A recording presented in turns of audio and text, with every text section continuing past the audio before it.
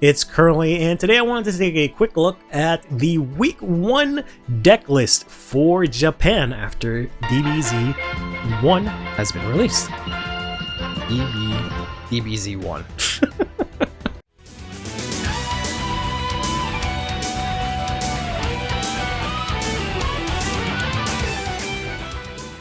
We're here on the Deck Sanders site, which takes in submissions from Japanese players from locals, and it's a good source to find out what Japan is playing in the early days. So we can go ahead and jump in here, click on Isabel, and take a look at the DZ-BT01 so far. He's added in this new feature here that shows you a sort of pie chart. Is that accurate? This sort of graph here to give you a sort of sense of what's being really played. This apparently says the amount of wins. I don't know where he's getting that information from specifically, but you can see here Varga is doing extremely well. It is the best card or the best deck to come out of that set for the most part, and then we got ourselves Luard coming in here as the second most played deck. You see Zero Shiranui. I can guarantee you once the next week's data comes in, you'll see Vargas cut in half possibly, or Luard drop, I don't know, but Shiranui is going to make its way in here. What essentially happened here is that all the Shiranuis took a break from constantly winning with their dominant Kaka and decided to play a different Dragon Empire deck because they have a lot of the pieces, and built it temporarily so that you can play it. We have some Welsh stuff, which is kind of shocking that it's more than the Raziel, and then we have Veleno here actually, which is pretty interesting. It's a bit of a sleeper from this set, but I'm surprised it has so many showings from here. But alright, other than just taking a look at the wins, we can also take a look at the specific list that certain players are playing. So as you can see here, while Shiranui had no wins, I'm sure again this will change because more Shiranui will be getting more adjusted to what's going on. We do have some lists here for Shiranui. We have a single listing for the end here, and then we have a bunch of the Varga lists. So let's go ahead and take a look at those first. So some of these are going to be kind of hard to see Because it is just images of you know, people's cards. But we can see a lot of the usual suspects. This one was really interesting. I took a look at this one before even making this video because of the fact that they've actually dropped the Dragon Empire Overtrigger, which is really funny. The reason they've dropped it is because it has this weird timing, if I remember this correctly, where like as soon as you check it, it instantly restands. I forget how I think it is that the first skill you instantly restand, so it ends up wasting the attack unless you check it after your divine skill. I believe that's how it works. So instead of having to deal with that, they've gone ahead and used the blue Overtrigger to get more criticals, which is kind of interesting. They also have a lot of cards that you don't see in a lot of the other lists here. So you see here 4 copies of the Eugene, or the not Eugene, but the like Gandiva normal order card here. We see 3 of the promo stealth card, which is extremely good. We see both copies of the ride discard ride guys, which I've seen played a lot, but I think a lot of the lists will find out that that's not really the best way to go about it. But a lot of them, now that there's 2 different cards that you can use to discard for a ride, a lot of lists are playing max copies of them, which I feel like is a bit overkill. We also see the mid hat here, which is a really cool card because of the fact that it can, if your Vanguard, I believe, restands, you can retire to draw a card. So it's a nice little card to play. It also works really well with the Shura, who you can Energy Blast to, say if something retires, add it to your hand at the end of the turn, so you can then use the mid hat to guard. I think mid hat is really great here. This card is pretty interesting here because this is the order cycler for Dragon Empire that says if you played an order and if it wasn't played by a card ability, you can Show Blast, like at the top 5, call something. But it also gets 10k power for, I think it gets 5k power for each of your opponent's open rearguard circles in front of her, so it just becomes 10k if the column is empty. Which is alright. I don't know how well it works with Varga. Next up here, we have a somewhat more standard list playing 4 copies of the grade 3 that can get boosts, and I think it can get retired. We have the Angel Ladder for Shiranui. We have the Ethan, which is a really cool card that I really like. The only reason I don't like Ethan is that the Gojo works a lot better because it synergizes better with Shura and this guy, because this guy can call a grade 1 from your drop, and then she can say when a grade 1 retires, you can add it to your hand. This is a grade 2, so it doesn't synergize as well. But Ethan is really cool because it just says when a Vanguard hits, you can retire it, countercharge, and I think draw a card, which is really nice, but he's 9k.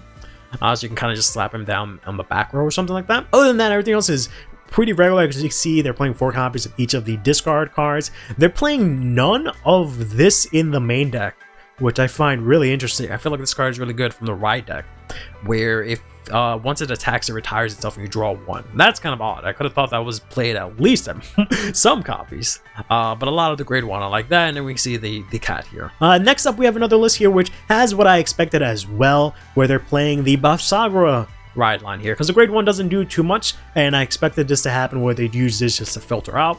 They are playing the grade 2 here, which makes sense, but you can see here this is the Shura over here, this is the grade 3, and this is the ride cycler. They're playing the Meta Hat here and the Madoka, which is pretty cool. Madoka is pretty cool. Bunch of aggressive grade 1s. They have here the or not the grade 1s are aggressive, but a lot of grade 1s is what I mean to say. They have your 4 copies of the Gojo, which is really cool because he says if he boosts and you hit a Vanguard, you retire him to countercharge. You can countercharge, similar to the Ethan. We also have the Cup here, which makes a lot of sense, and fronts as well. Then this list here is pretty interesting as well, because we got ourselves the this card here, which just says basically you choose something on Guardian Circle, it gets I think 10k shield and it bounces back to your hand. So you get a lot of random recursion from this. Other than that, it's pretty standard here. The only difference is that they're playing draws instead of fronts from what we've seen so far, and only 1 cap. Next, we've got another list. We see ourselves this fella, the Brachiosaurus, which I've seen in a lot of lists. I don't think it's a very good card because it does have to hit. Does let you retire and draw 1, but I feel it's kind of a necessary inclusion. I feel like something like Ethan is a little bit better, or just the stuff from Marcus himself. But we'll see the blue over trigger here again, as well as the draw triggers. Then we got ourselves another list here where we have more of the blue over triggers. So it seems like they're switching over to the blue over trigger. I don't know if it's because it actually happened when they went in and they got the Dragon Empire over trigger, or if it was just out of fear that they switched over. But this is looking more of the usual. We're playing this, which is a new Blitz Warrior that's in the set, which is kind of cool. So this has a bit more defensive options, and then it has the Cycler card here, which I think gives something a crit, if I remember correctly, so that's kind of interesting, but it is Counterblast 1, so I don't know how they have the Counterblast to end up playing this. Pretty much the usual suspects here, nothing really to write home about. Looks like we're playing draws again, but then we got the Dragon Empire over trigger, so it seems like we're split 50-50 almost between which over trigger to play. Got ourselves another list here. This one is playing... I don't know what over trigger. I don't see it. I might be blind. I'm sorry if I missed out on it. Oh, there it is. The blue over trigger. Yep. So this one's playing blue. We got Midhat, who's making a strong appearance here. This is actually getting reprinted soon, but this is an extremely good card. I believe these 2 guys are very good. I like this a lot. This is cutting down now on the Drag Ritter and playing more copies of this. This guy I don't like because he clashes the Energy Blast with Shura. So I actually think the Drag Ritter is way better than playing this guy. That's just me. Next up, we've got ourselves another blue over trigger plus some draws. We got here the heat stamping, heat stamping dragon, I believe this is. This one's pretty interesting because this says, I think when your Vanguard attacks, you can like retire it or put it to soul to give your Vanguard plus 10k. So this is actually a nifty little option here as well. And then of course you got the Ethan. We don't see any of the the Drag Ritter to discard. Instead of just seeing 4 of this. So that's kind of interesting. Oh, here we go. I was gonna say, is there anything to talk about? Here's this dumb card that has been getting bought out in the English market because one guy said it might be good. This guy just says on place he gets 5k. He's 6A, so he becomes 11k booster. And then he says if you were to ride instead of discarding, you can put him to soul instead. I think it's mainly used for the first skill, which makes better numbers with Vargas. I don't think it's very good, to be honest. I don't think it's worth it at all. But here's a list that actually used it. So, this guy's so bad. Yeah, it's just so situational. Yeah, I don't see it very good at all. I would 1,000,000% rather run Ethan or Midhat. I think this guy's ass. So yeah, so that does it for Dragon Empire. Let's take a look at Keter Sanctuary here. We have ourselves just a few lists of the Raziel here. I think we'll spend most of the time just looking at the new stuff here, unless I see anything from like Lord or Bastion or any other decks that weren't directly supported that have anything interesting. So I think I've seen this list for Raziel before because of the fact that it's playing this girl here, which is the Order Cycler from set 12 for Keter. that's been played on a lot of deck and is actually really hard to get right now. So if she attacks a grade 3 or greater, she gets plus, if you attack a grade 3 or greater and I think you have 3 units or something like that, she gets plus 10k. But also the same effect where she Soul Blast on place if it wasn't by card, a unit ability. If you played an order, she can look at top 5, call something. They're using the Minerva order, which is Counterblast 1, draw 2, call 2, or discard to make that happen. So essentially what I was trying to do with Graham Grace, which is kind of interesting. They've got the dog, they've got the cat, they've got the blue over trigger, they got the Sages. This is the most expensive deck I've seen in my life, probably, because just those cards I pointed out are probably several $100s in the English market at least. Then we've got this list here, which is more of the same. Strangely enough, they actually play the Olden line here. Okay, that's kind of cool. The Olden line says when you ride the grade 2 over the grade 1, you reveal 3 cards with different grades and look at top 5, call a grade 1. Grade 2 does the same thing, but this is actually the grade 2 for Raziel, which just lets you call something from drop. So that's kind of cool. This gives you a lot more early game pressure. We're seeing here a different order package, as we have the orders from this set, and then this card from set 11, which is Soul Blast, give like 2 rear guards plus 5. I feel like the deck runs into like some soul issues because it has no way to generate soul, so this is the reason why I ended up dropping this eventually, but it did see some play here, especially since Nobia uses soul as well. But yeah, none of them are using that grade 2 that gets power, which is kind of sucky.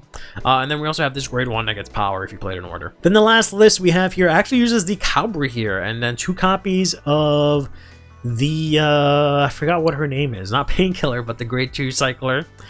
We have the new Personalized cycler. We have ourselves the Luard card, which I don't think does anything in this. I don't think you can use the effect. The Gigaton Crusher, which we didn't see before, which I feel like is a decent include. So this list is pretty interesting, to say the least. So moving away for Keter, let's go into Brandt Gate, where the only deck we really have here is the 1 Messiah, but then we got ourselves 4 Welstra. Alright, so Welstra's pretty interesting. I've been wanting to see what Japan has been cooking up. This kind of looks like what I kind of expected them to come up with here. Trigger lineup is kind of what I expected. The lineup for the units is that I expected, as many operators as you can. They are playing the Bergina here. She can operate on place for CB1. This can operate in battle for CB1. This can operate Soul Blast 2 in battle. But it can also search out a product or the Welstra. This, of course, is Bulba Mine, and then this, whenever something is put into your order zone, you put this to Soul to counter charge. This is a more complicated Bulba Mine, but it works really well with the Uber here. So they're playing the two new ride lines, the 2 new ride line cards instead of using a mix of the old one. Which is kind of interesting. So this one, he lets you, depending on your opponent's grade, call out a grade 1 or grade 2 order and play it, I think, or add it to hand. I think it plays it, yeah. Then the grade 2 says Energy Blast, I think 3 or 2 or something like that. Add 2 of these to your hand with different names. And then the Divine Skill, of course, lets you play it. The order lineup is a lot heavier than I thought. I would have thought they would have been playing less products, but they have basically the same amount as before. Because typically you would be like 4 of this, 4 Lubet, so 1 of this, sometimes 2 of the dog. So it's kind of the same order lineup as before, which is kind of interesting. I originally thought this was like a card you play a lot, but the fact that you can only use 1 of them once per turn, and you can't use it on the turn you play it, I don't know. I feel kind of bad playing this in the main deck, just the energy charge, but we also don't see any of the grade 1 cutie, which kind of sucks. Then we got our next build here, which is actually more of the same. This one instead has fronts here, but the ratios are about the same. They actually play slightly less. They play 1 less of both these orders in order to make space for this grade 1, who says when you play a set order, I think, he goes to soul and you draw 1. So that's kind of interesting. Okay. Other than that, yeah, it's about the same. So they're going for this like more operate heavy pattern, choosing these guys to substitute the cost. I don't know how much I like Regina per se, but that's alright. I would probably play more of her and then like something else here, but alright. This is actually playing 4 of this, which is interesting. Reminds me of that Tizer runs combined Rusher. I was like, bro, you don't have the CB for that? Yeah, that man is on crack. He deserves to lose against Akina. I personally like the grade 1 from the old Welster line in this spot here, just because it lets you keep the extra soul, because this guy's Soul Blast 1 to get the product, whereas the other guy's just for free. But that's just me. I don't really care for Messiah, so we're not going to take a look at that. I care about Dark Saints. Unfortunately, we only have ourselves 2 things here. we'll take a look at the greed on list too while we're at it. All right, so we have Arnold here, which has about what I expected. We have the grade 1 from the Almagester line, which lets you Soul Blast a trigger, or no, bind a trigger from your soul, I believe it is, to then get 10k, but then you can bind these Direful Doll triggers, which you can then use to guard, and then they become extra 5k shield. Using this girl here, I don't think she really works out. I don't think you have the like CB to use her and whatnot, but this is the Direful Doll that says if you have 5 or more cards in your soul. That's the part that bothered me, because I ended up having trouble triggering it accurately when I had 5 or more cards. But if she boosts, if you have 5 or more cards, Counterblast 1, your opponent has to use 2 or more to guard. Next up, we have another list here, which has more of the same, but instead of the Direful Doll, we see here the Zargon, which I think is a good inclusion. She's not super necessary, because a lot of your cards put your dolls from drop into soul anyways, but she does completely round out the deck this way. And of course, we have the Almagester here as well. Everything else is about the same. Cat is good. Cat, I love Cat. Then we got ourselves a very tiny greed on list here that's making use of the new cards. They're actually playing 3 of the new Elephant and 4 copies of the new grade 2. I don't see any of the grade 1. Grade 1. Oh no, here's the grade 1. Okay. All right. And then we got ourselves another grade on list, which looks more like the older list. They're actually playing the this guy here, the Boar. That's very interesting. They got the grade 2 as well. They're playing, whoa, what is happening over here? They're playing the Syri here, CB1, look at top 3, put 1 into soul, interesting. And then the Rising Dragon, on place, put a card from hand to soul, draw 1, wow. That'll do it for Dark States. Let's move on to Stoichia here. So we'll take a look at the Magnolia list. And we'll look at the Vanilla list. I'll ignore Leonore list. I feel like we have enough Leonore right now. We'll start off with Veleno here. This looks like we basically expect this should all be really quick, because all we really need to look at is the orders, because you're just going to be playing 4 copies of all of the Veleno cards. And then they're actually playing this guy, which is interesting because he's like CB1, like add 2 orders from your drop to your hand or something like that, I guess. But here's the B as expected, and in the Blitz order they're playing this, which is interesting. I don't know if the Margaret would be a better option, but alright. And then they're playing this guy by itself. None of the Morpho, by the way. Just playing this by itself because it searches this out and also gets 5k. I think if your drop has a Blitz order. So this is just constantly a 13k booster. This one, again, is more about the same. They're playing this, which is interesting. And then they're playing the Cap. And then the new Cycler, which is interesting as well, because it's just mills. So they're playing the old Magnolia order, which is like we have 3 units, Counterblast 1 to like give your Vanguard 5k or something like that, or 15k. And then this one, which is good against your Nui, because if something was placed by an ability, it becomes like a 20k shield or something like that, or 25k shield. And then this is actually spiritual body condensation. So that's interesting. So this is a very interesting list, just to say the least. Then we got ourselves the next one here, which does play the Morpho and does play the Margaret. These two kind of clash, ironically. Other than that, it's pretty standard. Then we got ourselves Magnolia. I took a look at this earlier. This is Magnolia Mask. So they actually threw in 1 copy of the Lion. They have here 2 Goat, 2 Sarrow, 4 of this, 4 of the Maleva, 3 of the Dragon, 2 Impulse. They didn't watch my video. Only 3 draw triggers, kind of interesting. 1 single copy here of the Habitat. They are actually running the new ride line, which is really cool. So they're using way less orders. They got the Angel Ladder, 3 Mask, and then the 1 Habit. Because there's no Rancor. There's really not that much of a need, I think, to run Rancor Chain and Black Tears Husk Dragon, especially Black Tears Husk Dragon, I think can definitely get replaced in pretty much every Magnolia list. Rancor Chain is kind of like up in the air right now. This list is alright. It's not that bad. And then we have the last Magnolia list, which is kind of interesting because it is actually, I don't know what ride. I'm assuming they're playing the Warrior ride line. I honestly can't tell. I don't know why people put up a deck list and just don't let you see the cards. What was the point, bro? This looks like the Warrior line. It looks like Warrior grade 1 and then Friendship Fairy here is a grade 2. I'm not sure, but we got triple inlet, 4 of this dragon, Forbidden Doll, Gnoslum, They're playing Forbidden Doll into the Angel Ladder, which you kind of need to for this. This is the grade 4. We got 4 of the new card, 3 Goat. It took me forever to figure out what this is, but this is Gaprig, because I can see the chicken here. And then 2 of this guy, which is really cool. This guy's really clutch in a lot of times for Magnolia, so that's kind of cool. What Alvin, because he's the best. Twink and Fairy, yes, okay, that's what I thought. Which is alright. I like, you know, the Fairy and the Ride line. I haven't decided how it's gonna work out yet, but we'll see. This is alright. This is alright. It's pretty standard. I don't know how great this is. I mean, it's pretty good against certain matchups, but I don't know how meta relevant this is right now. I just know usually this is pretty good. Gnosos, I don't know if it's time for Gnosos to come back. Gnosos I feel like would work so much better in Magnolia Mask. You just don't have the CB in there. But yeah, this is pretty solid. No Alpin, which is good because Alpin sucks ass. Fuck him. This racist ass. And then really quickly, we have Lyrical to end this off, but unfortunately, it's just Charmot with nothing different, honestly. Just basic ass Charmot. No Chris Rainless yet. This is kind of interesting that they're playing this. I really like this card. This is my favorite Lyrical card almost because the art is really cute. That's interesting to see here. No Chris Rainless yet. No Marlene-less either. But maybe we'll see that in week 2. I've seen more people playing the deck now than before. This is just week 1. But yeah, that'll do it for this video.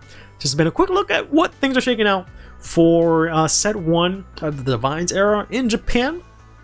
You can go ahead and check out the Dixander site for yourself if you want to take a more look at some of these other builds, or maybe some of the past builds, or just in the future. It's kind of what I expected for the most part. I expected, honestly, to see some more Raziels, but we did not see as many. In any case, till next time, take care of yourselves and each other, play Vanguard, and have yourselves a damn good one.